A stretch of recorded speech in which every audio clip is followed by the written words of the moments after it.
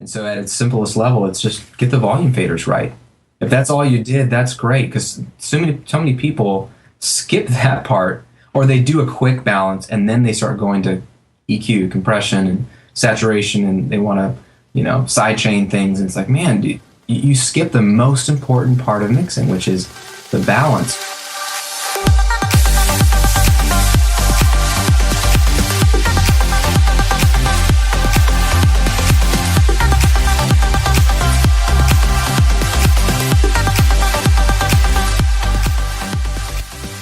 What's up, producers? It's Sam Matla here. Welcome to the EDM Prodcast, episode 25. And this episode is with Cochrane. Graham is the founder of the Recording Revolution. He's a musician, he's a recording engineer, mix engineer, you name it. He does a lot of stuff, but he's most known for his work at the Recording Revolution, and we talk about that in this episode. We talk about a bunch of things, in fact. We talk about how you can make money off your music project through freelancing, and the mistakes people make when trying to do that. We talk about the fact that you don't need a ton of money to get started recording and doing music. We also talk about mastering, and Graham gives a good answer to why it can be a good idea to master your own work, and he actually changes my perspective on this, so that's worth listening to.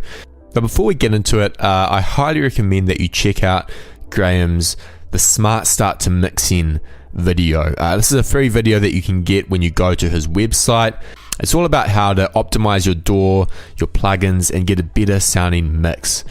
So definitely check that out. There's a link to that in the show notes. You'll see it if you're listening on iTunes or SoundCloud or on the website. So check that out. And without further ado, here is Graham Cochrane.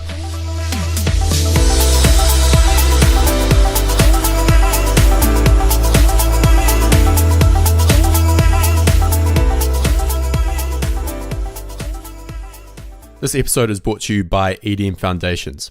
EDM Foundations is my course for new producers, those who've been producing for under 12 months, or even those who've just started.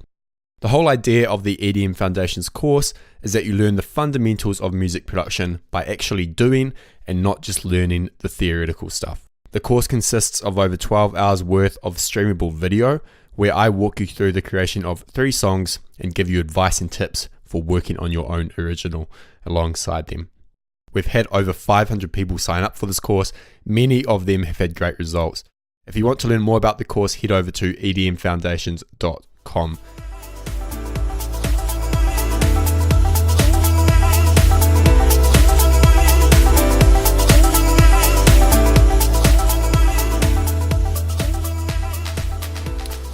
Welcome back, everyone, to the EDM Prodcast. I'm with Graham Cochrane. Graham, how's it going?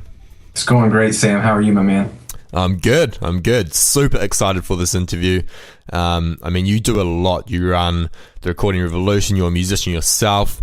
You've put out a load of stuff. So for people who don't know you that well, let's head back to the beginning.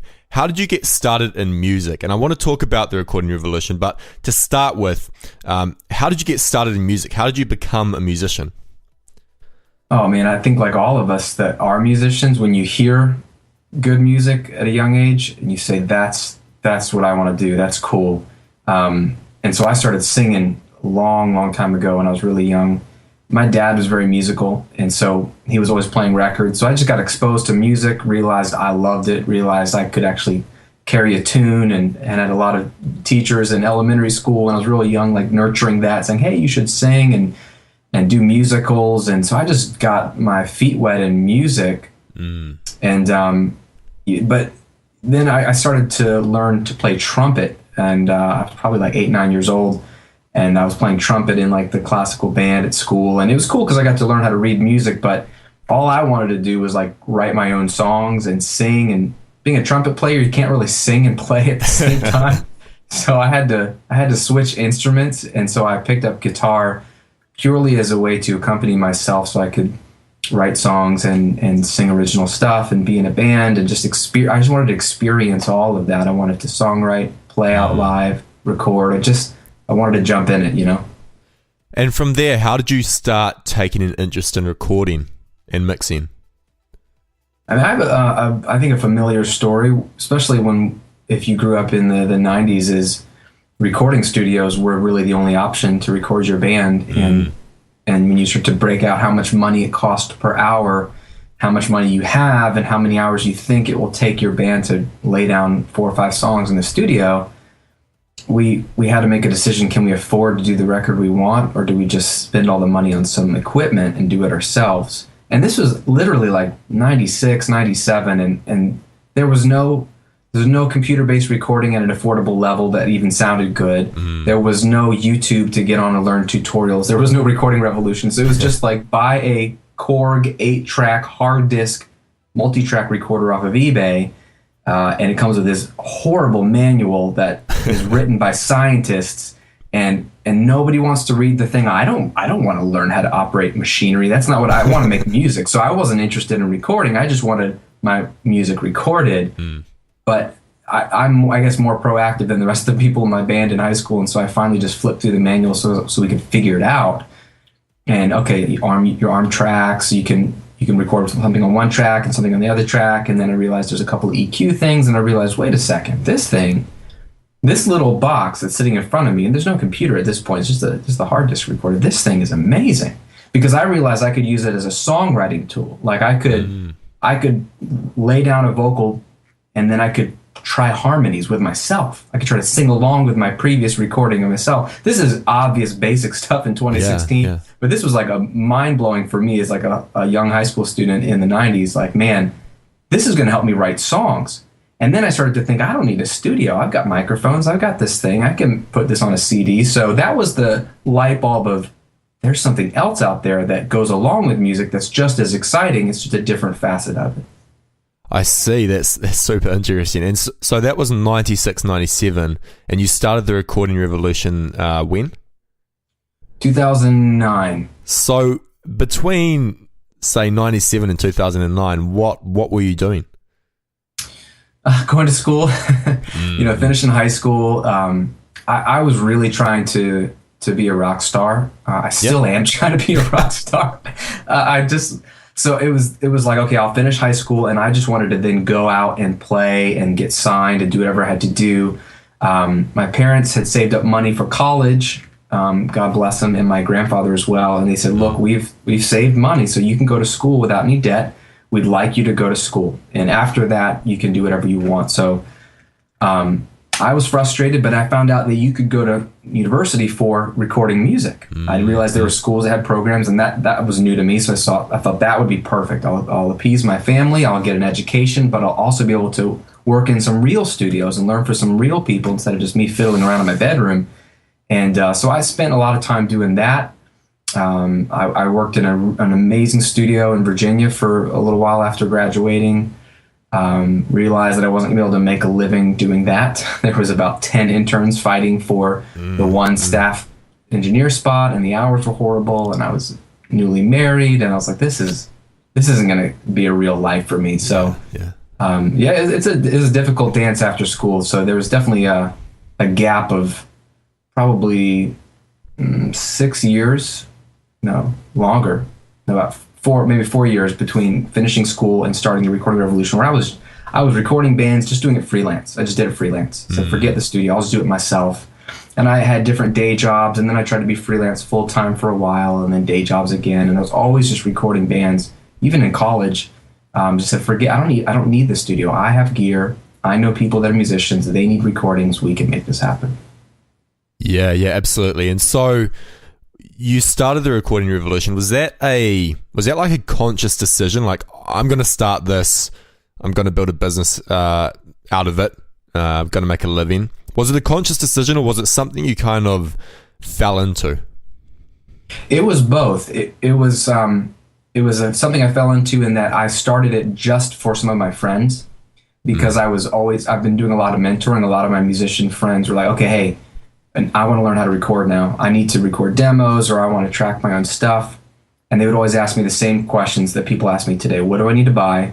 What do I not need to buy? How do I use it? What am I doing? And so my wife said, you got to stop having these same conversations. People would come over for dinner, and I would explain the exact same thing to them, to the point that she could quote and tell them what audio interface they needed, what Pro Tools was, how much it cost, how to get it going. She's like, you need to just write this stuff down, put it somewhere on the web, and you can just send your friends to it. So literally, no joking aside, that was what the recording revolution was supposed to be, was just like 10 or 12 articles or videos of like, here friends, here's how to get started.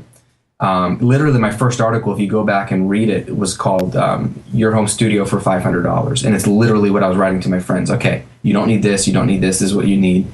That's how the idea started. That's all it was supposed to be. I didn't want to have a website. I didn't want to teach people. I didn't think I had much to say, because to me it was just sort of basic stuff. But right after I started that, I lost a job. A company I was working for failed, and so I lost my job. And so I was just going back to more freelancing, and I had more free time. So I just kind of kept the website going a little bit while I was freelancing.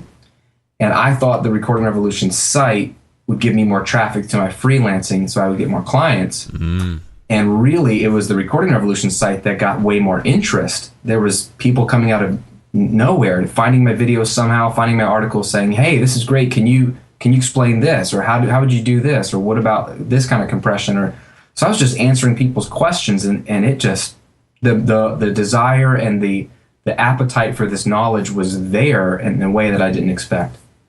Wow, that's incredible. You said that your first article was on setting up a home studio for $500, and you talk about this a lot. You say that artists and engineers can get good results without spending a ton of money. So how can people get good results on a tight budget? Because I get a ton of questions from people saying, do I need to spend $5,000 on monitors? Or do I need to buy this piece of hardware? And these people are bedroom producers, electronic music producers. So what are the bare essentials in your opinion? Yeah, it's really simple. There's really only 5 things you need. You need a computer. And the beautiful thing is that most people have a fast enough computer right now. The people that are looking for home studio equipment, they already have a good enough computer to do this. And so you don't need to go deck out a really, really expensive computer at all. So just whatever computer you're already on, laptop, desktop, doesn't matter. People are doing stuff on their iPads and their phones these days. I mean, it's insane. You have a device already, so you need that. You need a piece of software, and there's a lot of platforms. It's called a DAW or DAW. This is your recording or mixing software. It could be Ableton, it could be Pro Tools, it could be Cubase, Logic. And I continue to get questions about which one's the best, and I feel like those kind of questions are like, what's the best, microphone for rap vocals? Like there is no such thing. It depends on what does that person sound like. So they're all amazing now. The beautiful thing about capitalism is there's competition, which means it forces all the competitors to improve their product. So the consumer wins. So we win in the sense that Pro Tools was out of the gate, 20, 30 years ago, and there's so many other DAWs that have been around forever, and they all feed off each other and say, oh, there's that feature, we need to include it. So they're all amazing now. It does not matter. Use what you already have or what somebody taught you on, whatever you're comfortable with. So you need a DAW, you need a computer, you need at least one microphone. I have something called the $100 rule, and at least in US dollars, you only need a microphone around the $100 range. This could be a condenser microphone, like something from Behringer, like a B1 or an Audio-Technica AT2020 or anything in that real budget range, or even a dynamic like a Shure SM57. I've done records with just that. A lot of times on really aggressive vocals, that's the best mic. It sounds so good. You just need one microphone because you can overdub things. And a lot of electronic musicians, they only need it for vocals or for adding acoustic elements here or there. So you definitely only need one. You can even do drum kits with one. I did a whole band with one microphone. Wow. That's all on the blog. You can go watch it. So there's a lot you can do with one microphone. You need a pair of headphones at least, and then you need, what am I missing? Headphones, computer, interface, microphone. It might be. Oh, the interface. Duh, the audio interface. That's again same kind of thing. This is your box. That's your microphone preamp. It's also you can plug in guitars and line instrument into. I mean, people know this stuff. Those are the 5 key elements, and every studio, big and small, has those 5 elements. So, for example, I did a whole $300 studio challenge thing a year ago, and it was because somebody challenged me on social media, like, you talk a big game, but can you really do something with a really cheap studio?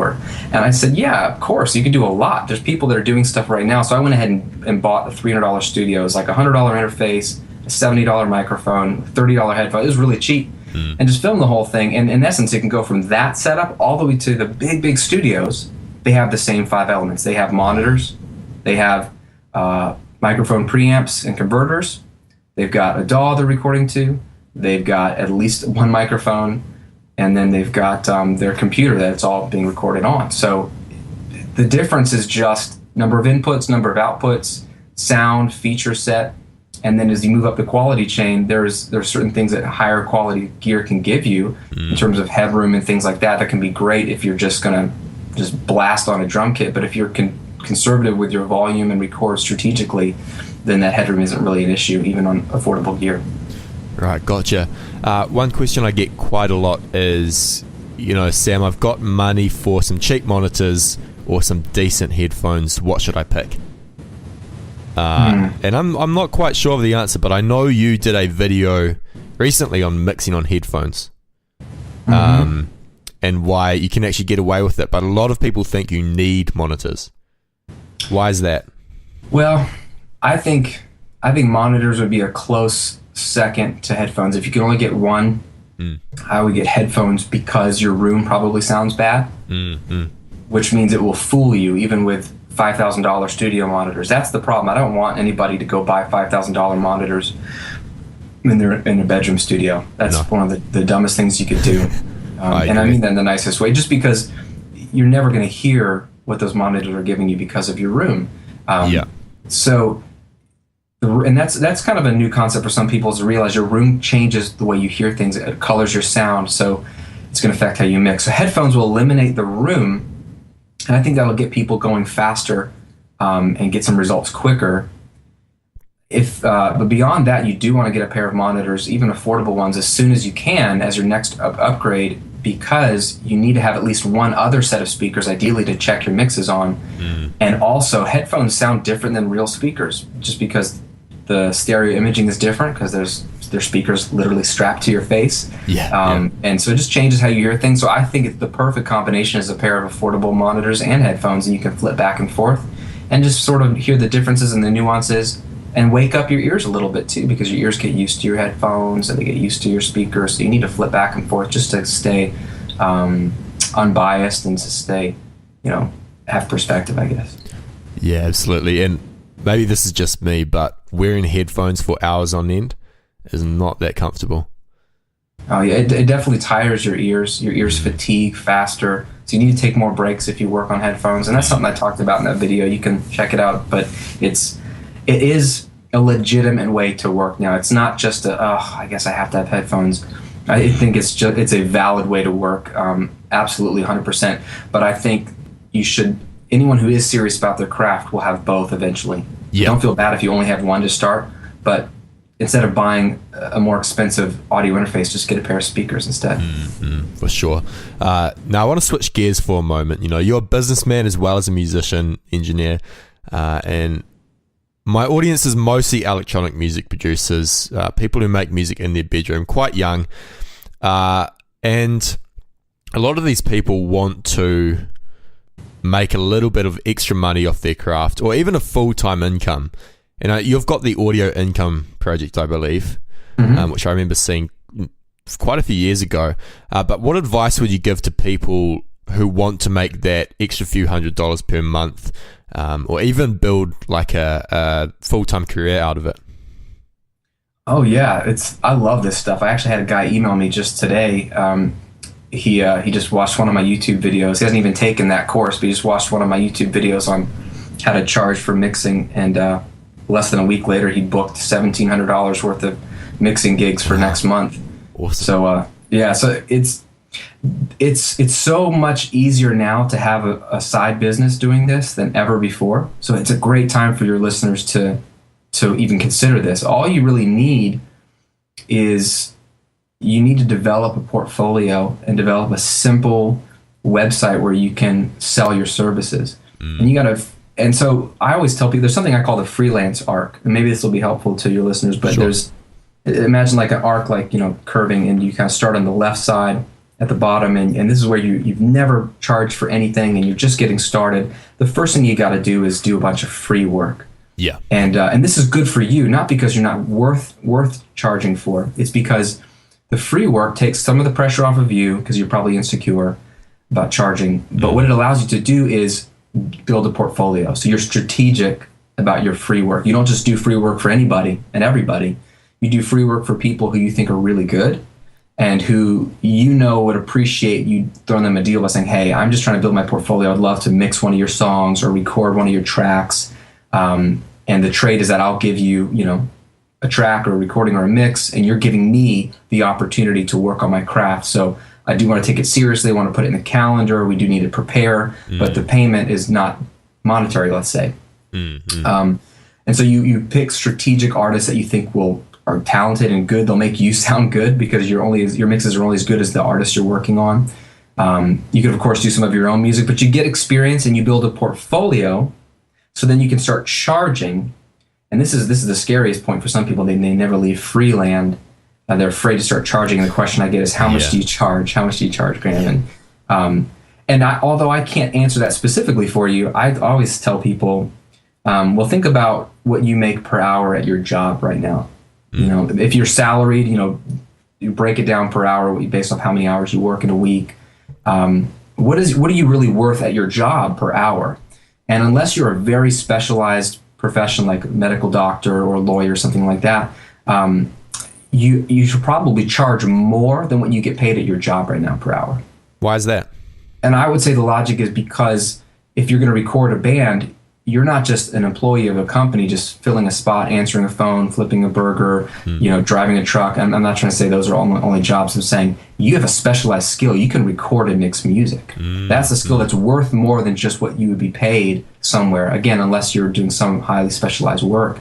So like if you're making $10 or $15 an hour at your job right now, I would say charge $20 or $25 an hour to record or mix. Charge something that shows, because you've got a cost of equipment. You had to buy the equipment. You had to gain experience, and then you're providing a specialized service. So those three things, and you're going to have to, of course, pay taxes and all kinds of stuff. So people usually undercharge because they're insecure, afraid.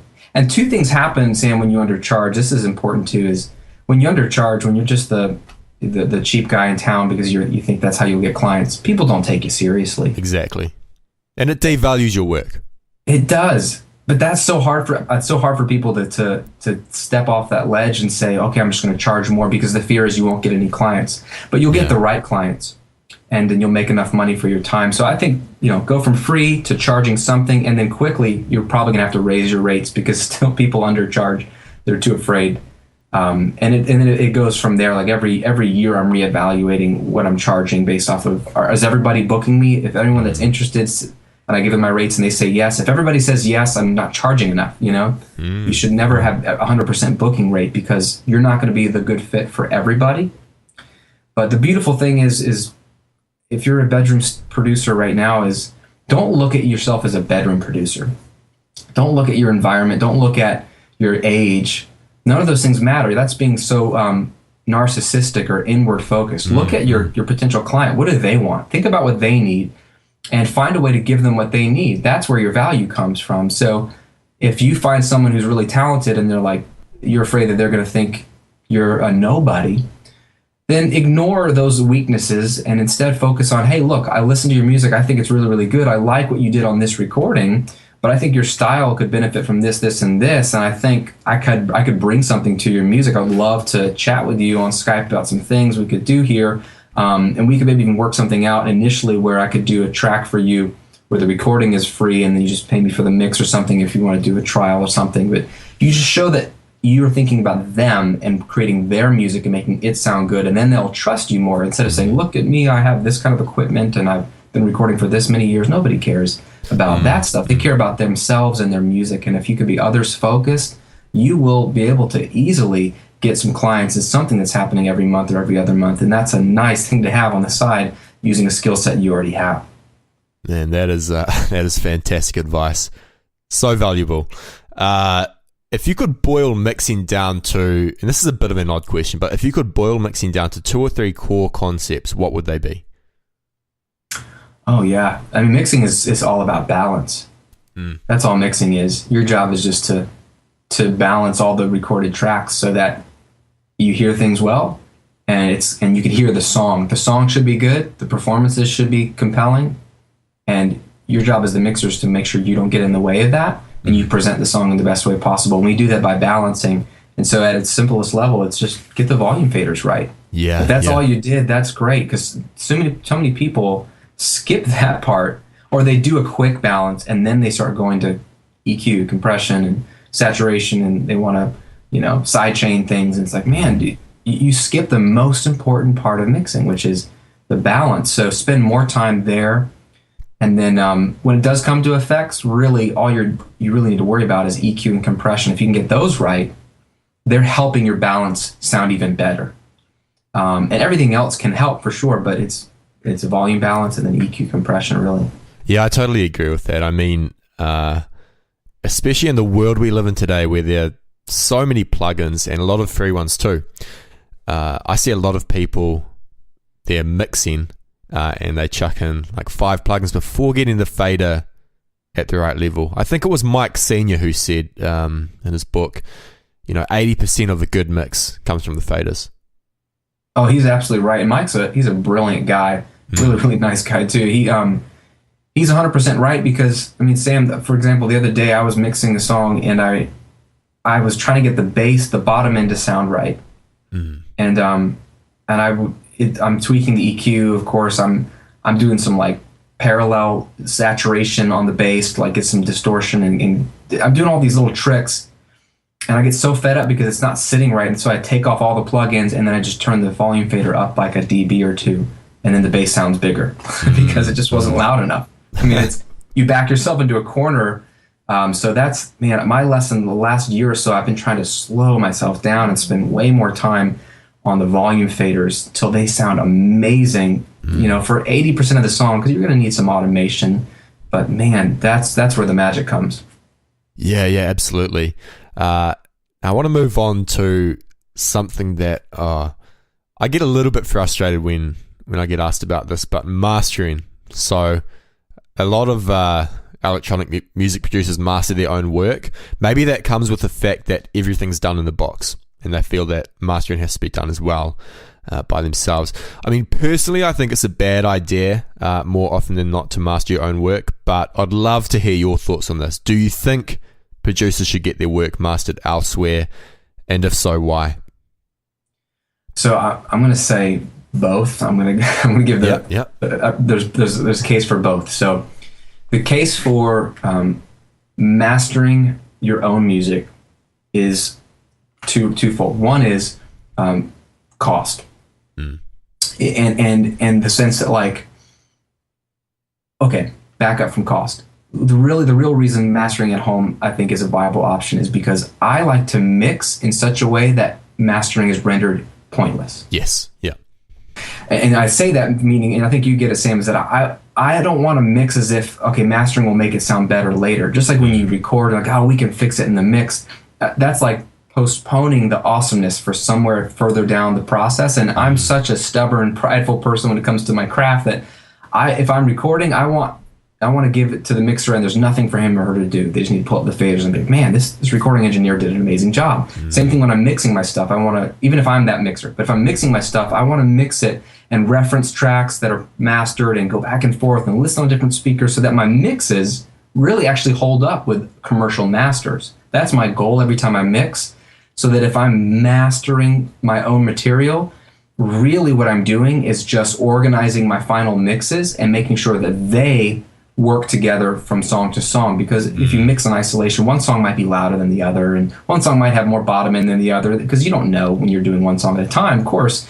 But when you master, you can at least go, okay, wow, mix 3, that song, I have way too much bass in it compared to the rest of the album, so I'm going to tweak that. And you can balance the songs against each other, do a final check, do some final referencing, and really it's possible then to master your own material if the mixes really do hold up, and just don't do much else to them in the mastering phase. And try to have some, unbiased psychological separation.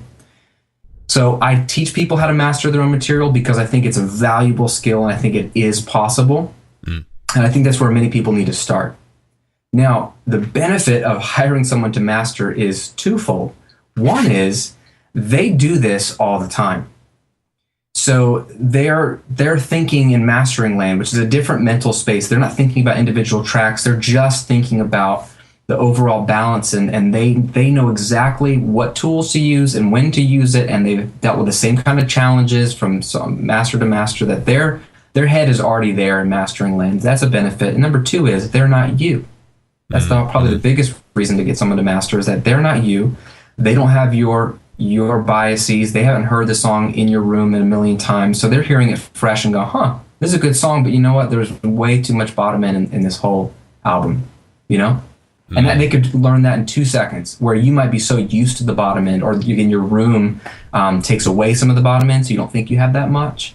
And that's a very valuable thing, because they can just say, oh, no problem, good mix, I'll just tuck this in, do this, do that.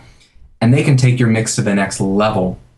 And I think the case for paying someone to master is that probably, if you're listening to this, you've done everything else yourself, so you've saved all this money.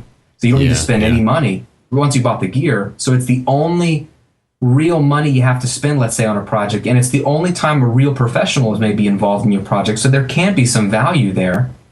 What I would say to people is get good at mastering on your own first, and then do a comparison. Master a track yourself once you feel comfortable, and then send that same mix out for mastering with someone that you think have a really good reputation, and compare and listen to what you hear, and then go, they did notice some stuff that I didn't notice. And then you can sort of see where you're at and see how comfortable you feel with mastering your own material from there on, or if you want to continue to hire somebody. Well, you've changed my perspective. I now know how to answer that question. So moving on, I remember reading an article about how you mixed an EP entirely at Starbucks, which is awesome. But what made you decide to do that? I'm a crazy person. No, I was feeling really creatively stifled one summer, and I just felt like stuck. And so something that I picked up from a guy actually in the business world, his name's Jay Abraham, he was mentioning something called the creativity switch.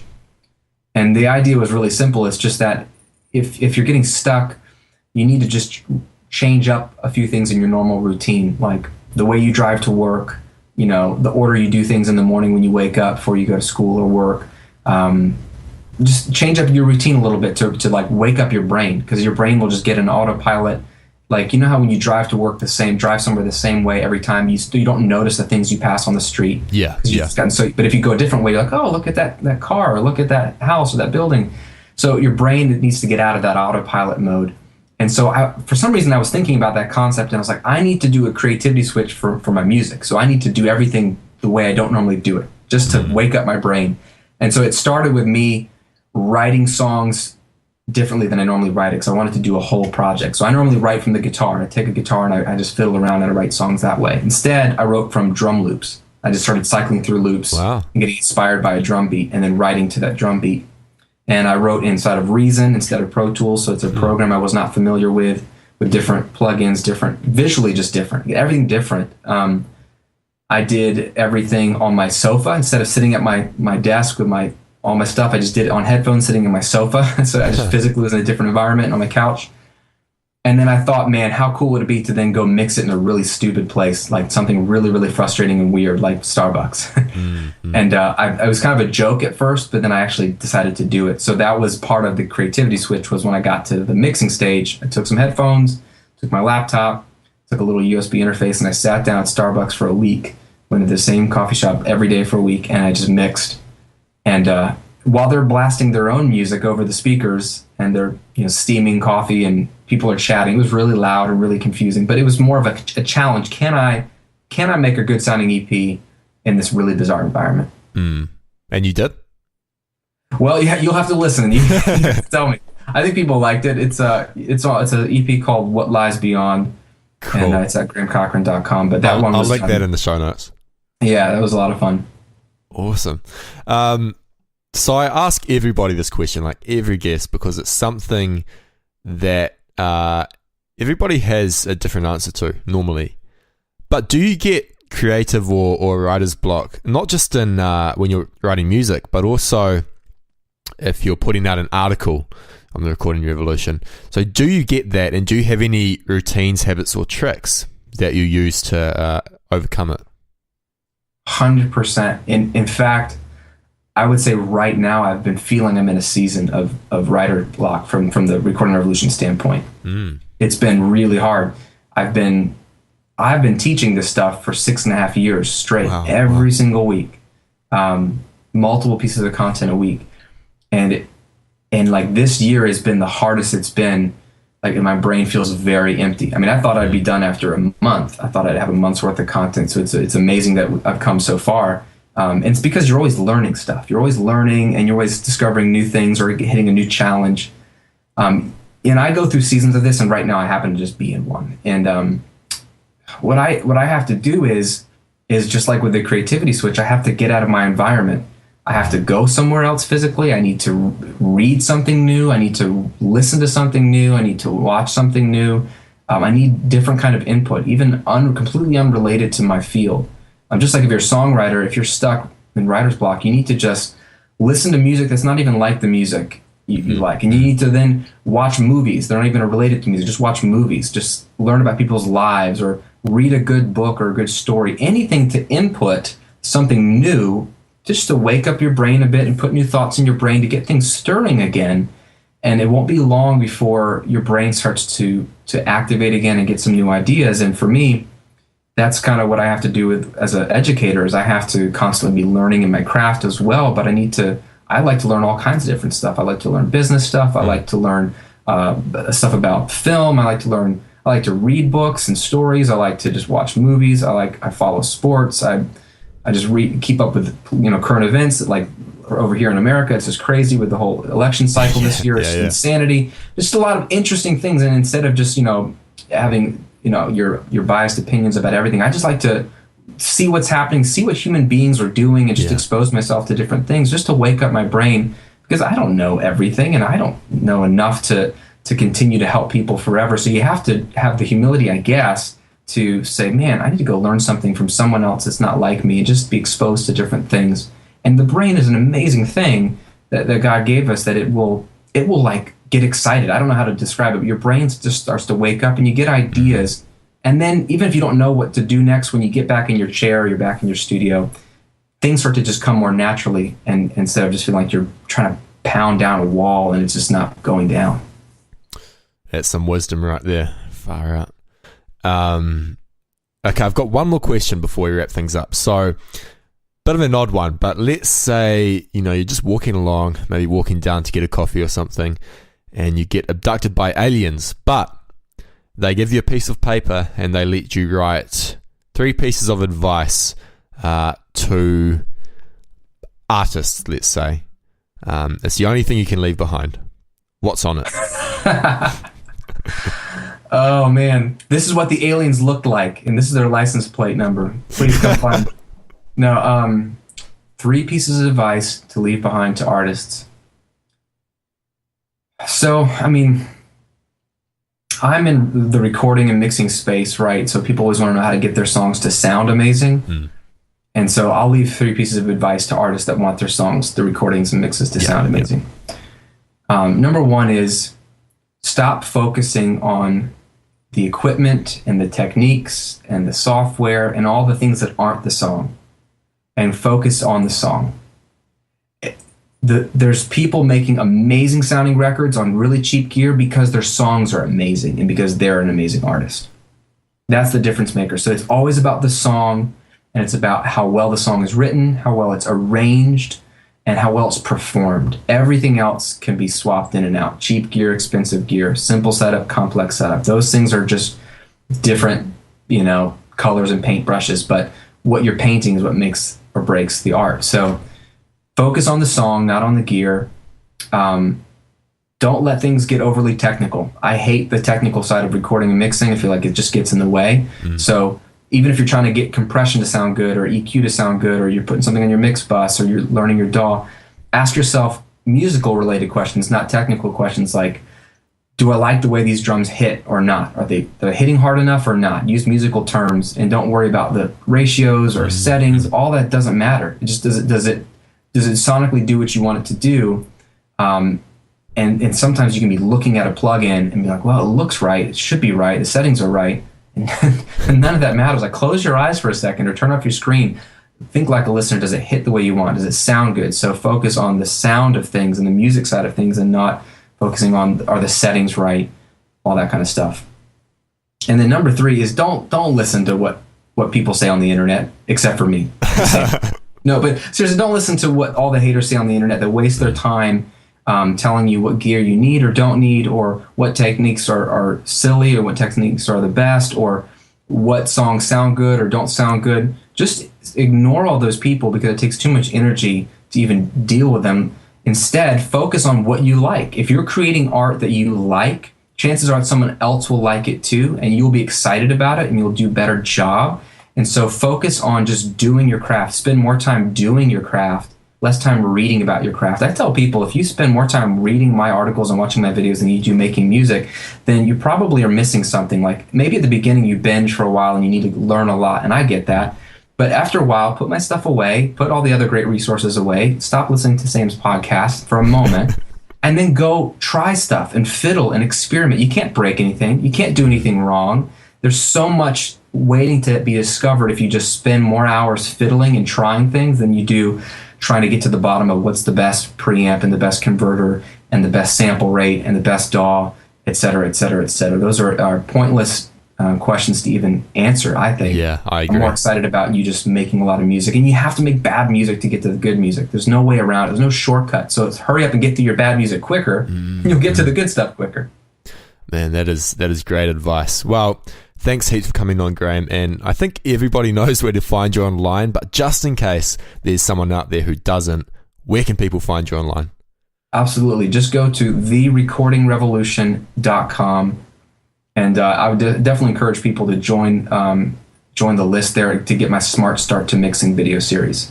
You just put in your email address right there, because what it is it's a 60-minute series that will walk you through what you should be doing in your DAW at the beginning of every mix. Doesn't matter what DAW, doesn't matter what kind of music you do. There's a couple of things in the digital world that people aren't doing that's making their mixes sound bad. So I walk you through how to set up your mix at the very beginning, the first 30 to 60 minutes every time, to make your current setup sound a whole lot better. It will help you out. It's absolutely free, and that's a great kind of thing to get started with. Absolutely. Awesome.